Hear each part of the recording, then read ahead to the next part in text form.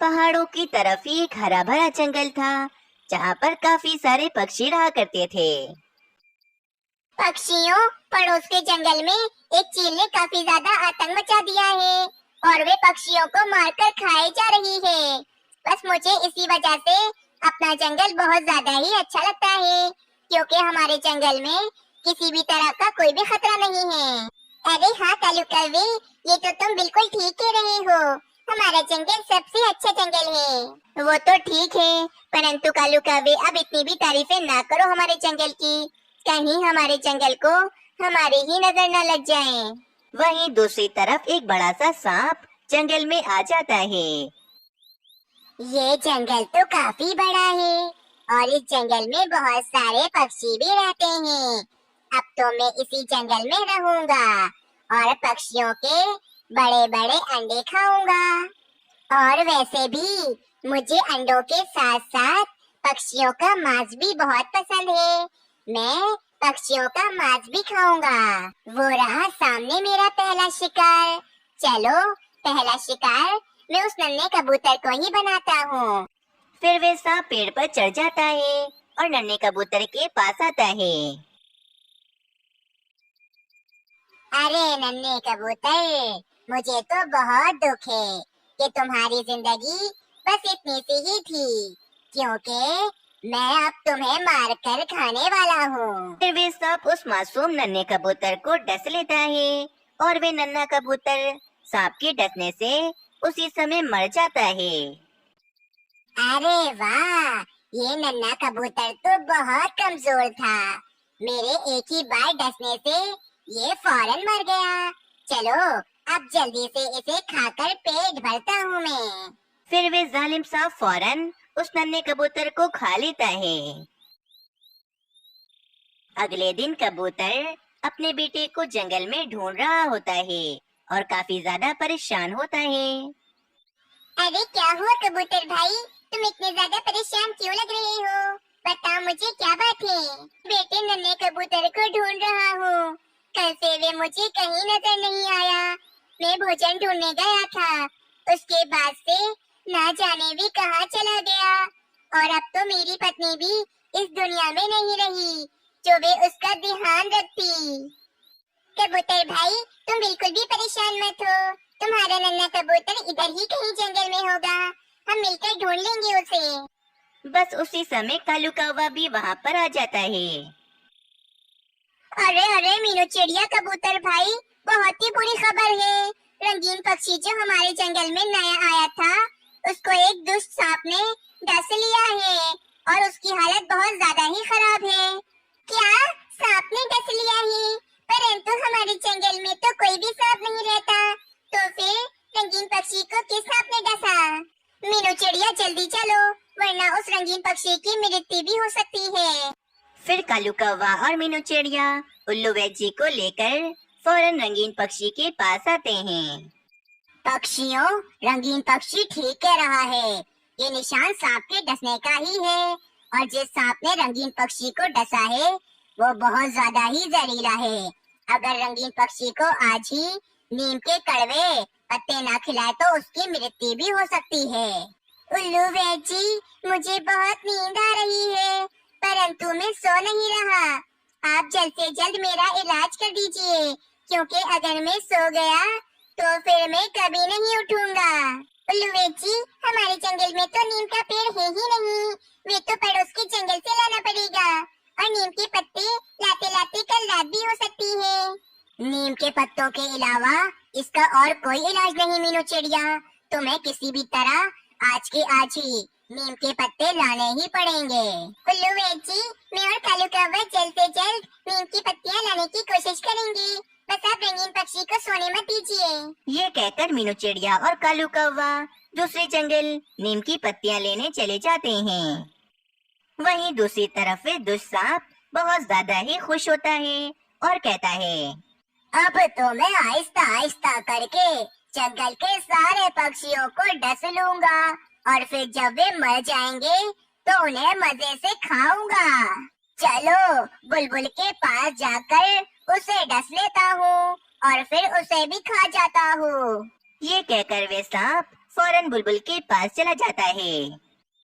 सांप बुलबुल के खेत में आता है और बुलबुल से कहता है, अरे बुलबुल, इतनी मेहनत करने की कोई जरूरत नहीं है। अब तुम मुझसे नहीं बचोगी। हाय रे, इतना बड़ा सांप, कोई तो मुझे बचाओ, वरना ये सांप मुझे डस लेगा। फिर वे सांप बुलबुल को भी डस लेता है और कहता है, इन पक्षियों को डसने में बहुत मजा आता है, परंतु इनका मांस मुझे बिल्कुल भी पसंद नहीं है। इसीलिए आज के बाद मैं किसी भी पक्षी का मांस नहीं खाऊंगा, सिर्फ पक्षियों को डसूंगा। ये कहकर वे सांप वहाँ से चला जाता है। और फिर इस तरह बुलबुल भी उल्लू वैद्य के हॉस्पिटल में एडमिट हो जाती है। अगली रात मीनू चिड़िया और कालू कौवा नीम की पत्तियां लेकर उल्लू वैद्य के पास आते हैं। मीनू चिड़िया, कालू कौवे, तुम दोनों ने आने में बहुत देरी कर दी। रंगीन पक्षी की मृत्यु हो गई है और कल तो बुलबुल को भी उस सांप ने डस लिया था, जिस कारण वो भी मर चुकी है। चलो मानो चिड़े, अब घर चलते हैं। बहुत सारे फल तोड़ लिए हैं हमने। अरे मम्मा, वो देखें, कितना बड़ा सांप हमारी तरफ आ रहा है। अरे ये सांप तो वाकई बहुत बड़ा है। यकीनन ये हम दोनों को डसने आ रहा है। रुक जाओ सांप, तुमने हमारे जंगल के पक्षियों को डसकर बिल्कुल भी अच्छा नहीं किया है और तुम्हें बिल्कुल भी शर्म नहीं आती कि तुमने हमारे जंगल के कितने सारे पक्षियों की जान ले ली है।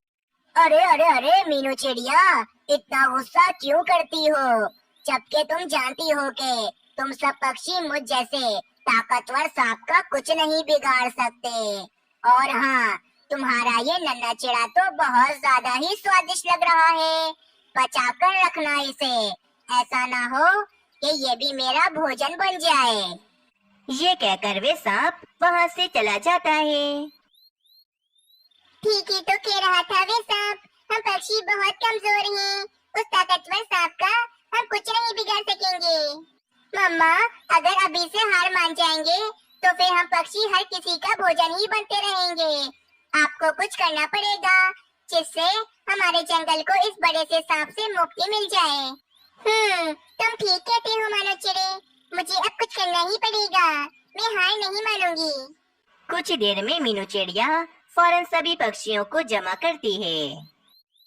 पक्षियों में जानती हूँ कि सारे पक्षी उस जहरीले सांप की वजह से बहुत परेशान हैं और बेचारे कई पक्षी तो उस जहरीले सांप की वजह से मर भी चुके हैं।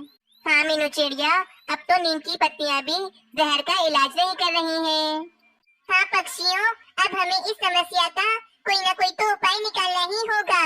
मीनू चिड़िया, हम कमजोर पक्षी कैसे सबक सिखाएंगे उस ताकतवर सांप को, ये तो नामुमकिन सी बात है। कालू कौवे, अभी अभी मेरे दिमाग में एक बहुत ही बढ़िया सा उपाय आया है। मीनू चिड़िया, जल्दी बताओ, वे उपाय क्या है तुम्हारा?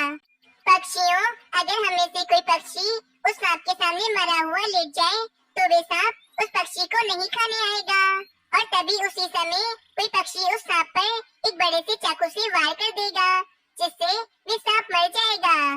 मीनू चिड़िया, उपाय तो बहुत ही अच्छा है, परंतु ये तो जान पर खेलने वाली बात है। मैं तो ऐसा खतरनाक काम कभी नहीं करूँगा। और हाँ, मैं भी ऐसा कुछ नहीं करूँगा, क्योंकि मैं अपनी पत्नी और अपने बेटे को खो चुका हूँ। अब मैं ये नहीं चाहता कि मैं अपने आप को भी खो दूँ। पक्षियों, ये काम मैं और कालू कौवा करेंगे, आप सब बिल्कुल भी चिंता मत करें। हाँ मीनू चिड़िया, भले ही मेरी जान चली जाए, पर मैं तुम्हारा साथ हमेशा दूंगा। फिर अगले दिन कालू कौवा उस सांप के बिल के सामने ही जाकर लेट जाता है और अपनी आंखें बंद कर लेता है।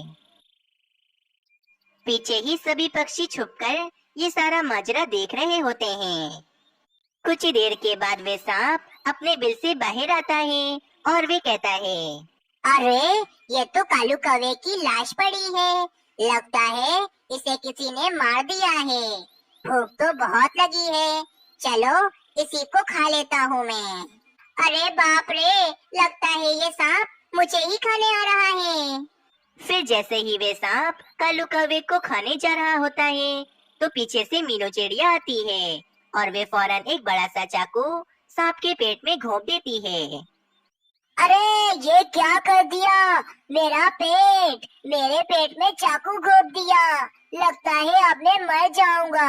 बस फिर क्या था, वे सांप उसी समय मर जाता है और सारे पक्षी बहुत ज्यादा ही खुश हो जाते हैं। इस कहानी से हमें ये सीख मिलती है कि अगर हम ताकतवर के सामने कमजोर हैं, तो हम उसे अपनी अकल से भी हरा सकते हैं। अगर आप सबको ये कहानी अच्छी लगी तो चैनल को जरूर सब्सक्राइब करें। एक जंगल में तेज बारिशें हो रही होती हैं। उसी समय एक पेड़ से एक चील का अंडा जमीन पर आकर गिर जाता है और वे पानी में बहकर आगे निकल जाता है। अगले दिन बारिशें भी रुक जाती हैं और वे अंडा पानी में बहते बहते एक पेड़ के पास आकर रुक जाता है। वहीं से एक सोनू चिड़िया भी गुजर रही होती है। सोनू चिड़िया की नजर उसी अंडे पर पड़ती है तो सोनू चिड़िया फौरन उस बड़े से अंडे के पास आती है। अरे ये अंडा किस पक्षी का है? ये अंडा तो काफी ही बड़ा है। शायद ये चील का है, परंतु ये कितना बड़ा है। क्यों ना मैं इसे अपना ही अंडा बना लूं। अगर मैं इस अंडे को यहीं पर छोड़कर चली गई तो कोई दुष्ट उल्लू इस अंडे को तोड़कर पी जाएगा। इससे बेहतर तो इस अंडे को मैं अपने साथ ही ले जाती हूँ। ये कहकर सोनू चिड़िया वे बड़ा सा अंडा अपने पंजों में पकड़कर अपने साथ ले जाती है। सोनू चिड़िया अपने 2 अंडों के साथ चील का बड़ा सा अंडा भी रख देती है। कुछ दिनों के बाद इन तीनों अंडों में से 3 बच्चे निकलते हैं। एक चिड़ा, दूसरी चिड़िया और तीसरा एक चील का बच्चा होता है। सोनू चिड़िया ने चिड़िया का नाम मीनू चिड़िया रखा था और चिड़े का नाम मानो चिड़ा रखा था और तो और उस चील के बच्चे का नाम बबलू चील रखा था। अरे वाह भाई, मेरे तीनों ही बच्चे कितने ही सुंदर हैं।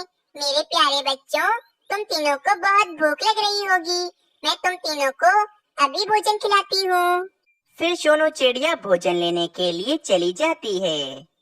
अरे भाई सोनू चिड़िया, मैंने सुना है कि तुम एक चील के बच्चे को पाल रही हो। चीलें तो हमारी दुश्मन होती हैं। भला चील के बच्चे को पालकर तुम्हें क्या मिलेगा? ये बबलू चील बहुत मासूम है। मैं अब इसे अकेला नहीं छोड़ सकती हूँ। अब मैंने सोच लिया है कि मैं बबलू चील को पाल पोस कर बड़ा कर लूंगी। कुछ दिनों के बाद अब वे बच्चे थोड़े बड़े हो जाते हैं और अब उन तीनों को उड़ना भी आ जाता है। और अब यही सोनू चिड़िया की तबीयत भी काफी ज्यादा खराब रहती थी। एक दिन की बात है, एक दिन सोनू चिड़िया मीनू चिड़िया से कहती है, मेरी बेटी मीनू चिड़िया, मुझे तुम्हें एक बात बतानी है।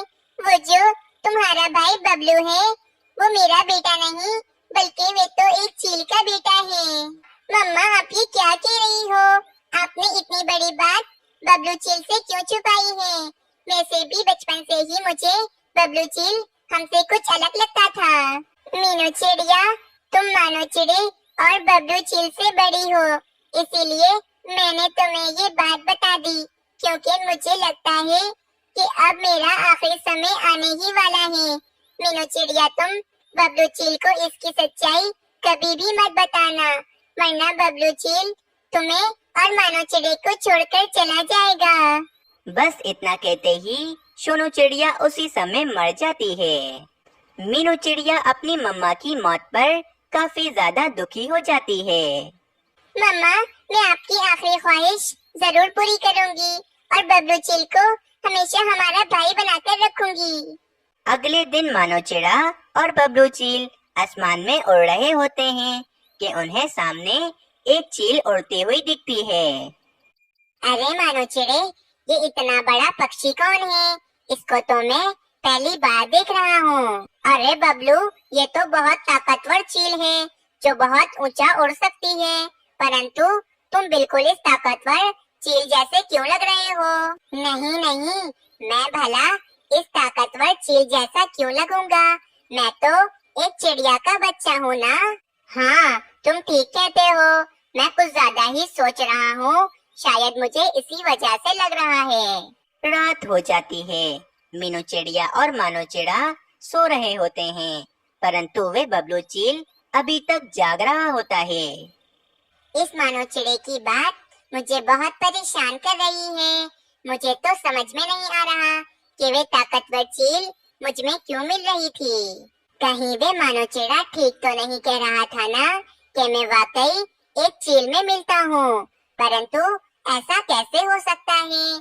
मैं तो एक चिड़िया का बच्चा हूँ, परंतु मैंने तो आज तक अपने आप को कभी देखा ही नहीं है कि मैं कैसा दिखता हूँ। जब मैं छोटा था तो मेरी मम्मा ने मुझे बताया था कि मुझे अपने आप को कभी भी देखना हो तो मैं पानी के पास चला जाऊं। मैं अपने आप को आसानी से देख सकता हूँ। मैं कल सुबह होते ही अपने जंगल के पास वाली नदी के पास चला जाऊंगा। ये कहकर बबलू चील भी आराम से सो जाता है। अगली सुबह हो जाती है। बबलू चील फौरन एक तालाब के पास आ जाता है और इस तालाब के पानी में अपने आप को देखने लगता है और कहता है, अरे उस मानव चिड़े की बात एकदम ठीक थी। मैं तो उस ताकतवर चील में ही मिल रहा हूँ। कहीं ऐसा तो नहीं कि मैं एक चील का ही बच्चा हूँ। हाँ, अब मैं समझ गया हूँ।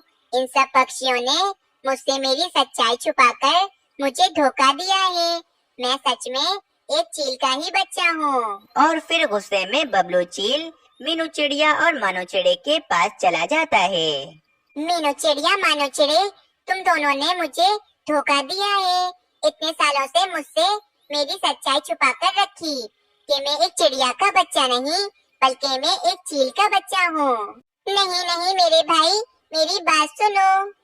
अब मुझे कोई बात नहीं सुननी। मीनू चिड़िया, आज से तुम दोनों मेरे भाई बहन नहीं हो। मैं जा रहा हूँ, हमेशा हमेशा के लिए। फिर बबलू चील गुस्से में पहाड़ों की तरफ जहाँ चीलें रहती थी वहाँ चला जाता है और यहीं मीनू चिड़िया और मानो चिड़ा भी काफी ज्यादा उदास हो जाते हैं।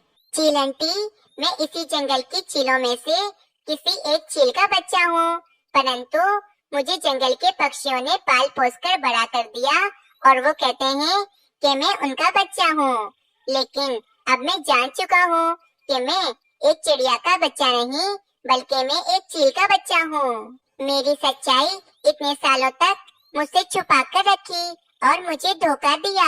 अब मैं उन पक्षियों से अपना बदला लेना चाहता हूँ। अरे वाह, इसका मतलब तुम तो जानते होगे कि जंगल के पक्षियों के नन्हे नन्हे बच्चे कहाँ रहते हैं।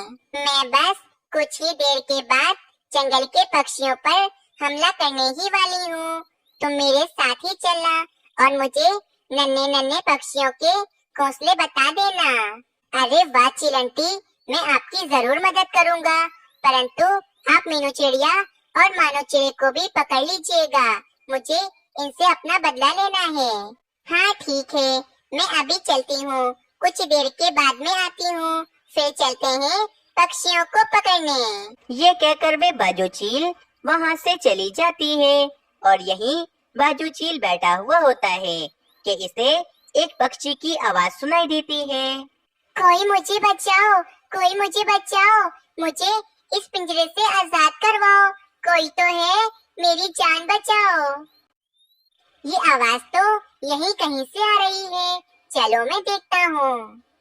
ये कहकर वे बबलू चील इधर उधर देखने लगता है कि आवाज कहाँ से आ रही थी। बबलू चील इधर उधर ढूंढ ही रहा होता है कि बबलू चील को सामने ही एक कबूतर पिंजरे में कैद दिखता है। बबलू चील फौरन उस कबूतर के पास जाता है। अरे कबूतर अंकल, आपको पिंजरे में किसने कैद किया है? तुम तो बबलू चील हो ना? मैं तुम्हें अच्छी तरह से जानता हूँ।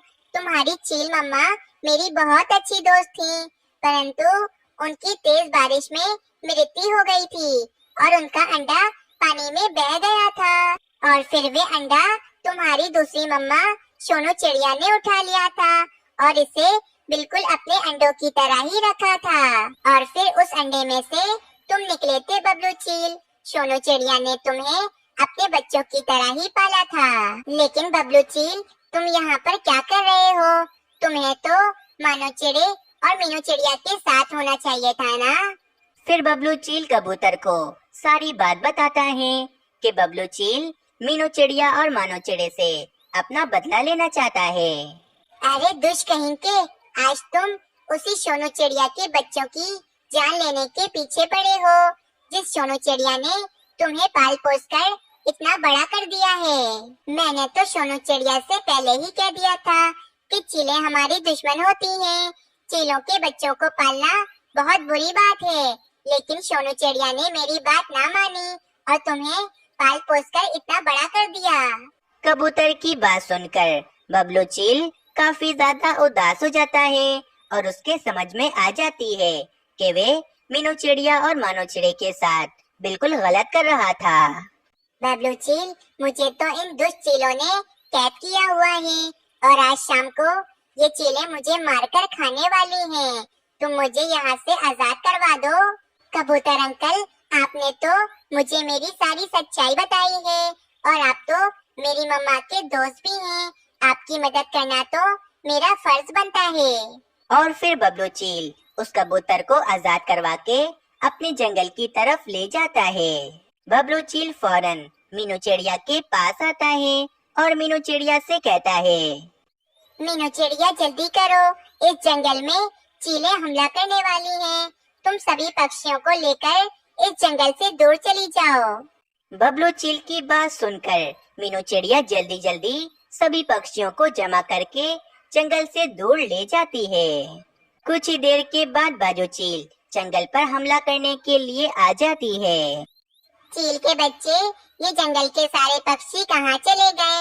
यहाँ पर तो कोई भी पक्षी दिखाई नहीं दे रहा है। चील आंटी, शायद जंगल के पक्षियों को किसी ने पहले से ही खबर कर दी होगी कि जंगल पर हमला होने वाला है, इसीलिए सब पक्षी जंगल छोड़कर भाग गए हैं। ये बात सुनकर बाजू चील गुस्सा होकर वापस पहाड़ों की तरफ चली जाती है। कुछ ही देर के बाद सारे पक्षी वापस अपने जंगल में आ जाते हैं।